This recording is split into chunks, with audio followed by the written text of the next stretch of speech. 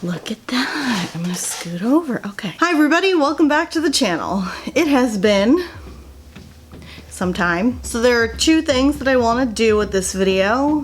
First of all, I want to address some of the things that happened in the latter half of this year, and it's not even over, that made it so difficult for me and Sarah to work on anything involving the channel. And second of all, I want to talk about more things that have been making me happy that I've been doing or watching or engaging with, because this year has been a cluster to say the least, and I in no way would ever try to pretend that like I have it worse than other people simply because of the things that have happened to me or around me, but I have had a really shitty year, and that is saying the least about the things that have happened in the last couple of months. At the start of the year, I was desperately trying to find a job in Orlando, and that didn't work out. And I was a little heartbroken, and I'm mostly over it now. I would still like to get back to Orlando eventually, but 2020 definitely was not the year for that. When I came home, I really didn't have a job, and then everything shut down. Everybody went into quarantine. My mom was very sick. She had stage 4 colon cancer. And so when things started closing down, I essentially became her caretaker. At first it was mostly just driving her around to doctor's visits and making sure that she had a support system at home. And entertaining the both of us most days because there was nothing else to do, really. So over the summer, things progressively got worse, just kind of a little bit at a time. Around August, her oncologist basically told her that her current chemo treatment wasn't really doing anything. She went into hospice, essentially, or palliative care is the word, where the nurses came to us in our home and cared for her here. She did not want to be in a hospice center by herself in this climate, and I did not blame her whatsoever. And then at the very beginning of October, she passed away. And at this point, I know every single one of you watching this is going to say, I'm sorry for your loss. I send my prayers and condolences, and I totally appreciate all of it, but I have heard it so many times in the same exact way from so many people that I totally understand if you just don't address it in your comments. It's totally okay if you still do. If you really feel the need to reach out and say something about that, I also understand that. I've just gotten it from everybody already. October was supposed to be our month off, and it was. I mean, we did still take the entire month of October off, but it didn't really feel like it was supposed to. Sarah and I decided to take a month off because pretty much every year we take at least a week off and we do something. Sometimes we go to Disney, sometimes we go to VidCon. Like, we were supposed to go to VidCon this year, and that didn't happen because everything shut down in March and VidCon was supposed to be in June. So basically, I didn't get a vacation this year, and most people didn't, so I feel silly complaining about that, but because the channel is a hobby and not our full-time job, Sarah and I like to give ourselves breaks throughout the year because we need them, or we'll burn out. We've talked about that before. So October was supposed to be our break. We didn't get one throughout the year. We were still trying to push out as much content as possible. And then October hit, and I don't know, I can't speak for Sarah in the same way as far as feeling like October was actually a break, but most of October was really difficult and did not feel like a vacation. So I kind of let November go as well, which is completely out of character for me, but I just did not have the motivation. I didn't even have the motivation to like get up and read every day, and that's something that I love doing normally. I wasn't writing. Really, I was just grieving. And in the midst of all of this, my external hard drive died on me. Is that gallows humor? I don't really know. I'm gonna stick with it though because that's exactly what happened. My mom and I, when she was still well enough, were watching a movie for Christravaganza, and I went to go film, and that went totally fine. And then I went to go transfer the footage from my SD card to my external hard drive, which is a normal thing I do.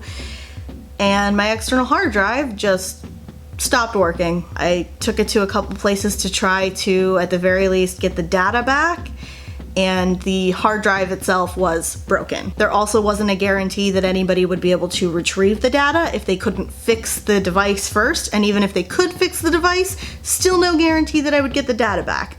So, what that meant was that I lost at least 7 videos, like hours and hours of Christravaganza footage, a really long Pride and Prejudice video that I was really excited to do that I now have to refilm. Thankfully, I still have notes for all of this stuff, so I'll make disclaimers as I go along, like, again, what happened with that specific video, but I now have to refilm at least 7, but I think 8 videos. The only thing I'm missing out on because of COVID-19 is my friends that I filmed with while watching these movies.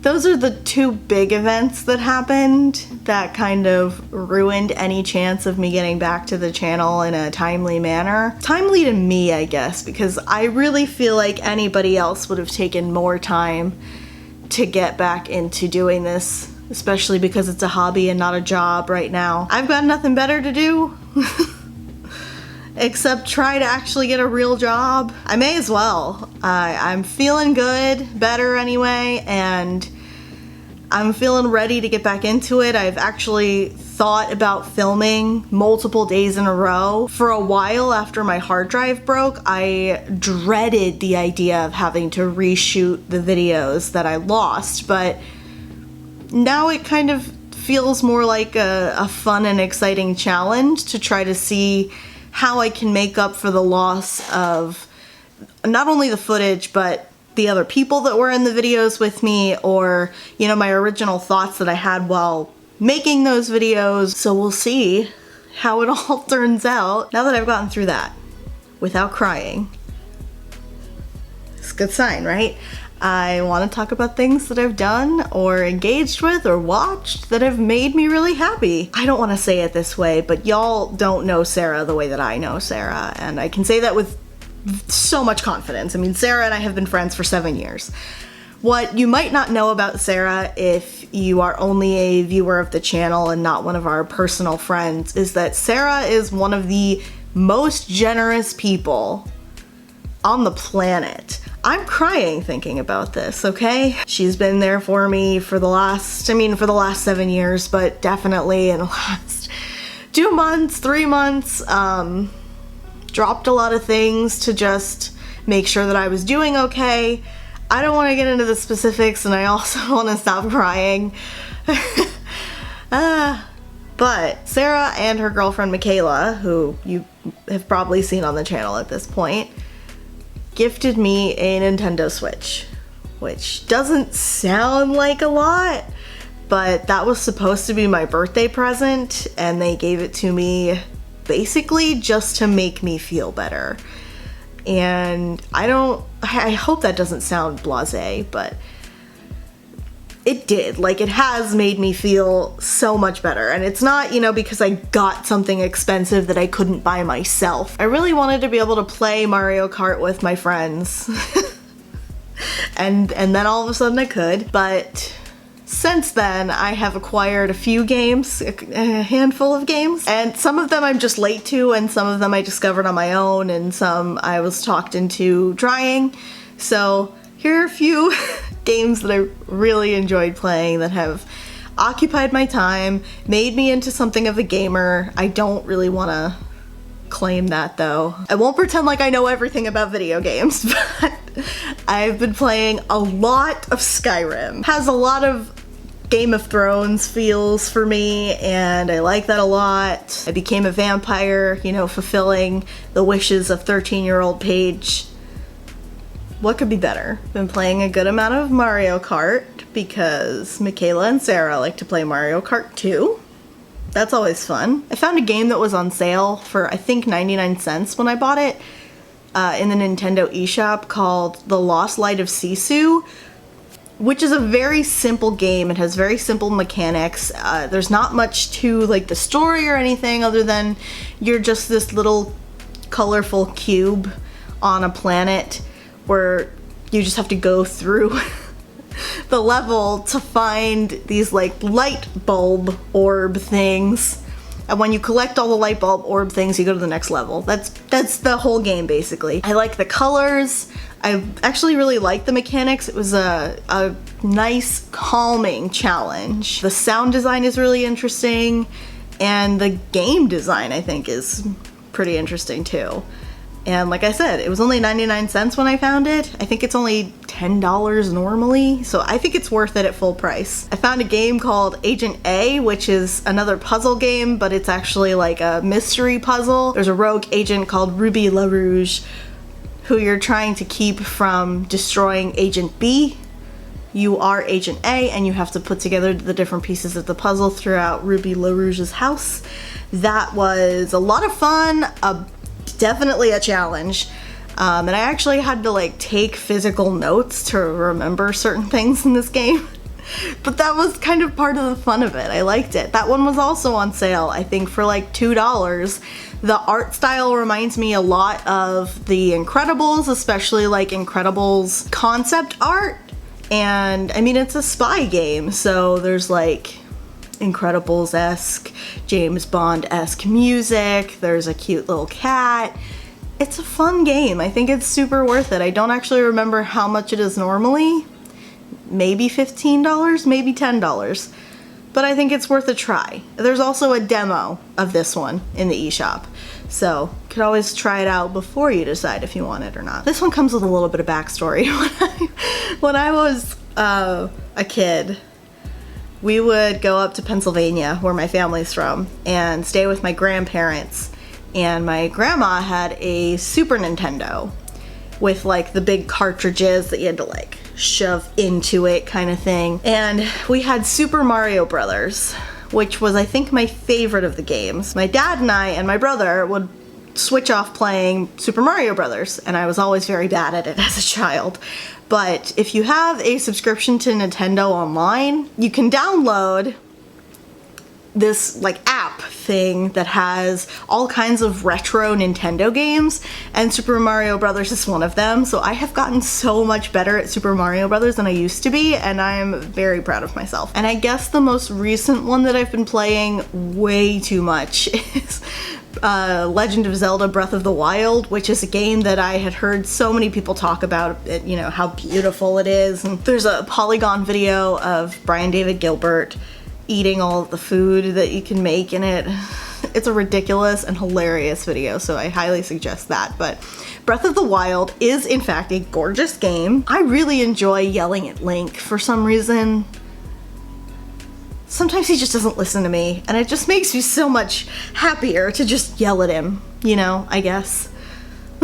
So in the original filming of this video, I forgot a few things, one of which is a cute little game called A Short Hike. You play as a little bird named Claire, who's waiting for a really important phone call and is told that there isn't really reception in the cabin where she's staying with her aunt. So you have to climb the mountain and meet new people and learn how to rock climb and do races and collect coins and stuff in order to get to the top of the mountain where you can get good phone reception for the important phone call. I've played this game 3 times all the way through. It's very relaxing, it's very cute, it's very Animal Crossing-esque if you're into that kind of thing. I think it was $8 when I bought it, and I'm pretty sure that is the regular price for it. So if you're into Animal Crossing or just into cute little animal calming games, A Short Hike is one that I highly recommend. Moving away from video games, I do want to talk about 1 or 2 books. There was one book that Sarah and I were both sent by the publisher, Hench by Natalie Zena Walschatz, and I had never heard of this author before. Preliminary research into the author showed that they are a villain lover, and I guess I don't really have a problem with that. People are allowed to like characters that they like for their own reasons. But I'm not. I'm not a villain lover. I like heroes. I like good guys. But here's the thing. Hench was so good. Hench is a novel about a young girl named Anna who is a temp through an agency who places people to work under villains, supervillains. Anna gets a job working for a villain in, I think, an analytics department of some kind, and she's sent out to cover some kind of event, and a superhero shows up and mindlessly wrecks the whole place just to try to get to the villain. The superhero doesn't really take into account that there are other human beings, there are other like breakable mortals in the room, and Anna gets really, really badly injured. And she takes her anger and ends up working for an even more powerful villain, whose nemesis is the superhero that put her in a body cast. I don't want to spoil anything about it otherwise, so I will let you read the book. I enjoyed it a lot, and I also know that there is a conversation to be had about disfigurement and disability within this book. I don't feel like I'm knowledgeable enough to start that conversation, but I know that it's worthwhile bringing up because those kinds of things can and should be talked about. Mostly what I would say on those subjects is that the characters that are disabled or disfigured aren't cured of these things. Anna walks with a cane for most of the book because of the injuries from the first chapter, and there's another character who has like cybernetic enhancements because of his disabilities. And I guess in a way you could say that that is kind of curing a disability, but it is pretty clear that like these characters are disabled anyway. As far as like story and plot go, something that I really thought was fascinating about this book is that it inherently relies on the idea that like the superheroes are not the good guys because they put their jobs in front of the lives of the people that they're supposed to be protecting. The villains don't really have that standard. You know, they're not really trying to protect anybody except for themselves and maybe the people that work for them if they like them enough. So the morality is a little gray, but the idea that heroes are not what they are just chalked up to be is something that I think a lot of superhero movies have tried to touch on, but don't always succeed because when your superhero is your main character, you want them to be liked by the end of the movie. And that's not the case with this book. It's refreshing, even for somebody who loves heroes and really only likes villains if they're very pretty ladies. I really liked this book. I enjoyed so much of it. I enjoyed the characters. I enjoyed the action sequences. I enjoyed the mystery and the intrigue. One other kind of big issue that I'll bring up, and I could totally be wrong about this. This is not an area where I am pretending to be an expert in any way, but Anna has a best friend, and I'm drawing blanks on what her name is, but she is black, and basically they have a falling out because Anna is taking on more and more responsibility with her new job, and that makes her more and more dangerous, but also places her in a more and more dangerous position. Her best friend basically tells her, I don't want to be your friend anymore, and that's not the problem that I have with it. The problem that I have is that her friend doesn't really have her own story. She's there to like help Anna out for a while and to be supportive, and she does have her own kind of struggles with like the men in her life, and I think that could be another issue as well. But once she tells Anna, I can't be your friend anymore, she's never seen again, and the book is really long. I don't know what happened to her, and unfortunately I think that does fall into a trope of, you know, the supportive or sassy black best friend. I wouldn't really say that she's any more or less sassy than any other character in the book, but that doesn't change the fact that she's there for a while, and then once Anna has no use for her, she's kind of gone. I still really liked the book, but I am aware that that is a problem in a lot of white media. On the other hand, I don't want to dismiss that, but the book itself has a lot of diversity as far as sexual orientation, characters of color, disability representation, which again can be debatable, and that's totally fine. The superheroes aren't all white, the villains aren't all white, the temp people, or the people that Anna works with, they're all kinds of different people. I think one of them is a non-binary robot or something like that. There is a lot to like about this book. There are just other things that you should probably be aware of if you're gonna read it, so that you can have conversations about it. Yeah, I don't know how long I've actually been rambling about this book, so I'll move on to another book. I don't know if I've actually mentioned this in a video that has made it onto the channel before, but I possibly have.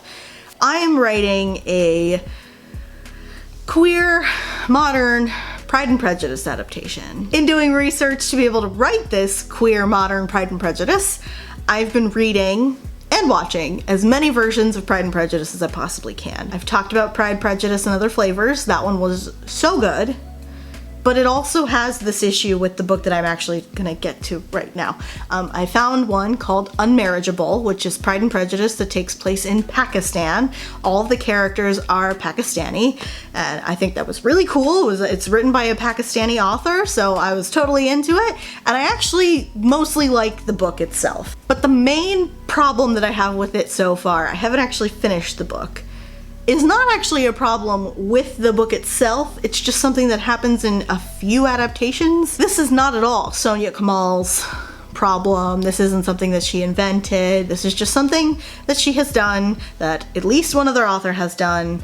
Sonali Dev did this as well. When you write an adaptation, you have to make the conscious decision about whether or not you want to include the source material directly in your adaptation. And in my experience, 9 times out of 10, I would say these book, story, movie, whatever that I have watched, read, whatever, is better off if you just don't acknowledge the source material. The thing that Unmarriageable and Pride, Prejudice, and Other Flavors do that shouldn't be done most of the time is that the main characters will acknowledge the existence of not just Jane Austen, but specifically Pride and Prejudice.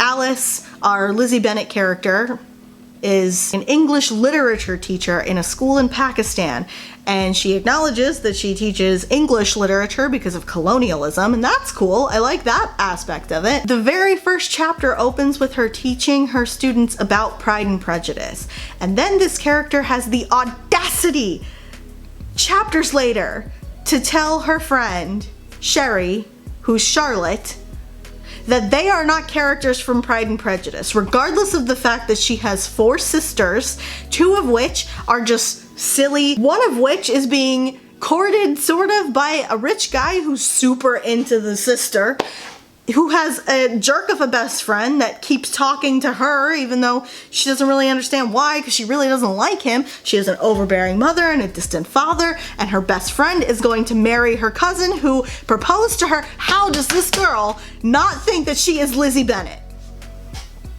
How? Why? In what universe would a character that knows anything about Pride and Prejudice not think that that is exactly what happens in Pride and Prejudice? I still think Marriageable is a good book. I still recommend it to people that like Pride and Prejudice, especially if you want an Own Voices version of Pride and Prejudice with basically all people of color. They're all Pakistani people. I'm currently reading Midnight Sun. I'm listening to the audiobook because I didn't want to pay for it, so I got it through the library. Am I enjoying having to sit through every single time Edward calls Bella the girl? No. Oh, that pisses me off. But I have noticed a few things. First of all, that Stephenie Meyers doesn't really seem to like vampires that much. Although, I don't really want to be fair to Stephenie Meyers, but it is kind of common in vampire media for the good hero vampire character to kind of be struggling with the fact that they live off of human blood to sustain themselves, but they don't want to be a murderer or a monster. And then you have like the bad vampires, like Damon Salvatore, who's evil and feeds off of human beings and lives life on the edge. Like, I get that. I get that that's normally a dichotomy in vampire media. And I know why that works so well. But like, nobody in the Cullen clan, Coven, really seem to like being vampires. Like, Alice doesn't really seem to mind it so much, but I think part of that is because she doesn't really remember anything before being a vampire. And Emmett seems to be mostly okay with being a vampire, specifically because, like, he's got Rosalie. What else could he ask for? That's basically how Emmett, or Edward, kind of sums that whole situation up. I would say Emmett is probably the closest to what I want out of vampire media, which is a kind of neutral vampire who isn't a murderous monster, but also just kind of likes being a vampire. Just in general, you know? Oh, today I found out that Bella's favorite movie is the Pride and Prejudice miniseries, which is not a movie. It's a miniseries. And her favorite candy is black licorice. Okay, so generally, I like the writing, and I do kind of like getting to see like the politics of the family, of the Cullen Coven as a family unit. That isn't something that we get to see as much when Bella is the narrator because she isn't there most of the time, but when it's Edward, we get so much more of, especially Alice. I really like getting to see Edward and Emmett specifically be brothers. But here's the thing though. Edward doesn't really seem to like Rosalie very much. And Rosalie doesn't really make that easy on herself. She is a bitch, a first-class bitch. But the thing is, as much as I love that about Rosalie, I don't think Stephenie Meyer likes her very much either. The second that Edward saves Bella from that van crash, Rosalie's immediate response is, she knows something's up, I have to kill her. Carlisle says, absolutely not, she's an innocent child. And Rosalie says, well, I can be a ruthless killer and I don't have any emotional attachment to her, so just let me do it and then we don't have to worry about anything. And Carlisle says, hey Rosalie, I let you kill the people that sexually harassed and abused you because they did you wrong. Because they physically, mentally, and emotionally hurt you. You probably shouldn't do that to Bella Swan just because of a misunderstanding. Essentially. Like, it's a big misunderstanding, but still. It's not quite the same situation. When it turns out that Edward has fallen in love with the human girl that Rosalie doesn't like for reasons, the reasons end up being that Rosalie is jealous of Bella Swan, black licorice loving Bella Swan, because Rosalie is so pretty that everybody ever has always had a crush on her, but not Edward.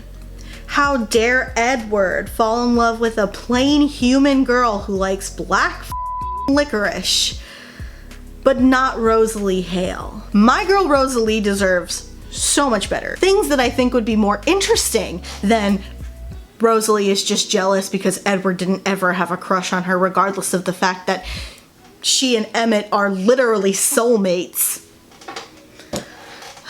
are that she doesn't want to get emotionally invested in a fragile human girl because she doesn't want to watch somebody that she loves die, or play on the fact that Rosalie doesn't like being a vampire. And the much more interesting and complex thing to do for her character is that Alice has a vision very early on of Bella either dying because Edward isn't strong enough to not kill her, or of Bella becoming a vampire.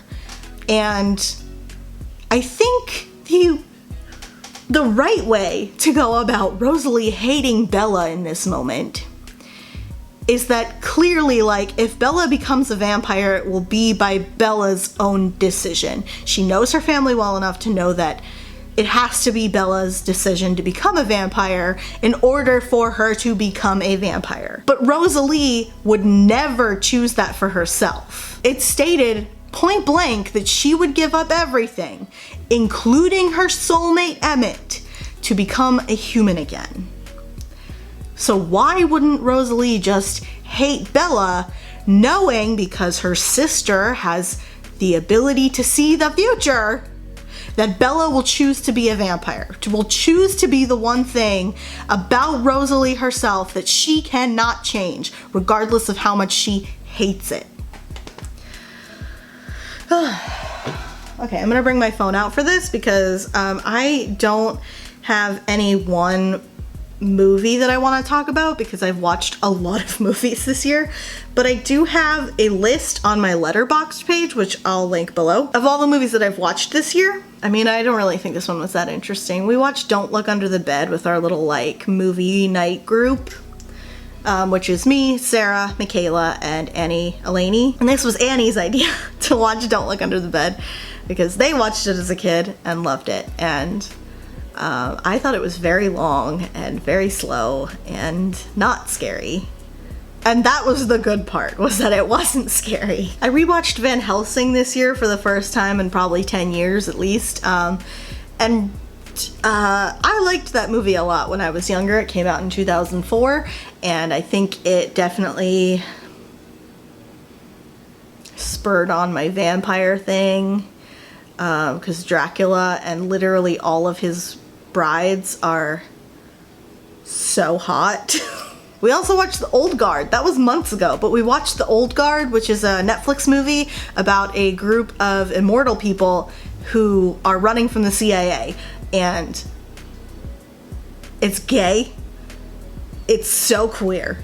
There is one straight character in this movie who isn't a villain, but everybody else is so gay, and there's like 2 white people that aren't villains in this movie, and the movie is so good. The action sequences are so good, and the story is so good, and it was directed by a woman of color, and it's just, it's based on a comic book. You should definitely watch it. It's on Netflix. Highly recommend it. Something I also forgot to mention when I filmed this originally was television shows. So first of all, I want to shout out to Julie and the Phantoms, which is quickly becoming one of my favorite shows. I've now watched the entire thing 3 times. Julie and the Phantoms has an amazing soundtrack, iconic Kenny Ortega style characters and choreography and direction.